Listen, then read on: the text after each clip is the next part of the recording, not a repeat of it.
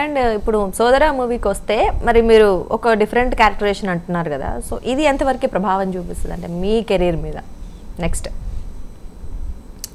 బాగుంటుందండి. అంటే ఇంకొక మార్పు సంపూర్ణ యాంగిల్ ఇలాంటివి కూడా చేస్తాడా, ఇంత ఎమోషన్ క్యారెక్టర్ కూడా క్యారీ చేస్తాడా అనేది ఈ సినిమా ద్వారా తెలుస్తుంది. ఏడిపించేస్తారా మమ్మల్ని సార్? నవ్వించడంతో పాటు నవ్వుతారు, ఏడుస్తారు. అండ్ ఇంకా నాతో పాటు గురుగారు బాబుమోహన్ గారు ఫాదర్ క్యారెక్టర్ చేశారు. ఓకే. ప్రగతి గారు, సారీ ప్రగతి గారు, ప్రభావతి గారు మదర్ క్యారెక్టర్. బాబా భాస్కర్ మాస్టర్ మేనమామ క్యారెక్టర్. ఇలా కొన్ని క్యారెక్టర్లు ఉన్నాయి.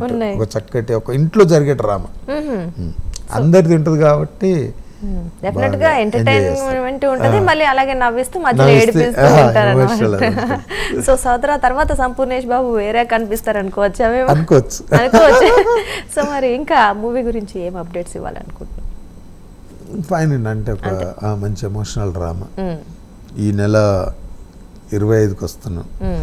ఫస్ట్ నుంచి ఒక చిన్న నటుడిని ఆదరించినటువంటి అందరి హీరోల అభిమానులు సోదరాన్ని కూడా ఆదరిస్తారని మనస్ఫూర్తిగా కోరుకుంటున్నాను. డెఫినెట్లీ అని మన సంపు అనుకునే వాళ్ళందరూ డెఫినెట్ గా చూస్తారు ఎంటర్టైన్మెంట్ కోసం.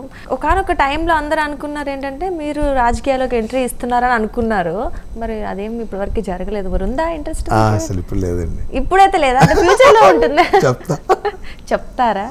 మరి అప్పుడు ఆ టాక్ ఎందుకు వచ్చింది అలాగా? తెలీదు, గుర్తులేదు, మర్చిపోయాను. ఏం అడిగినా అంటే జనరల్ గా అసలు మీకు రాజకీయాలంటే ఒక ఇంట్రెస్ట్ అయితే ఉండిందా? అంటే పెద్దగా తెలియదండి రాజకీయాలు అంటే, జస్ట్ మా మట్టుకే తెలుసు కానీ పెద్దగా తెలియదు. అంటే ఇప్పుడు మనం జరిగేవన్నీ చూస్తూ ఉంటారా పొలిటికల్ గా, అంటే ఎక్కడ ఏం జరుగుతుంది అనేది అయితే గమనిస్తూ ఉంటారా? గమనిస్తుంటాం కానీ దానికి ఏది వెళ్ళి చేయాలి అనేది ఏముండదు. ఒకటి జనాల్లో అవేర్నెస్ ఉండాలనేది బాగా ఇష్టం. ఓకే, ప్రతి దాని గురించి దానికోసం ఇప్పుడు మామూలుగా డబ్బులు తీసుకుని ఓట్లేయడం, ఇంకా మిగతా పార్టీలకు సారీ చిన్న చిన్న బిర్యానీలకు ఇలాంటి యూత్ అంత అలా చేయొద్దనేది బాగా అట్లా చేస్తున్నప్పుడు బాధేస్తుంది. డెఫినెట్లీ అంటే సమాజం ప్రభావం పడుతుంది. ఇప్పుడు సరే ఎవరో చేసిన తప్పుకు ఎవరో బాధపడాలన్నట్టుగా మారితే సూపర్.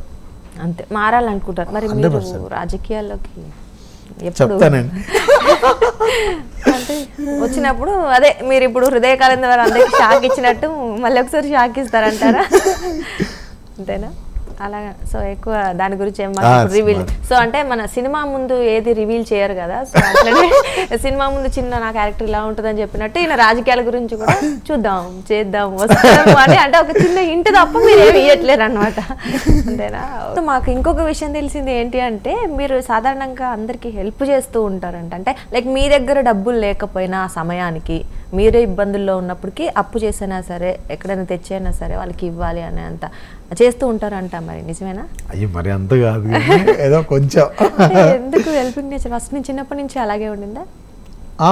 ఉందండి.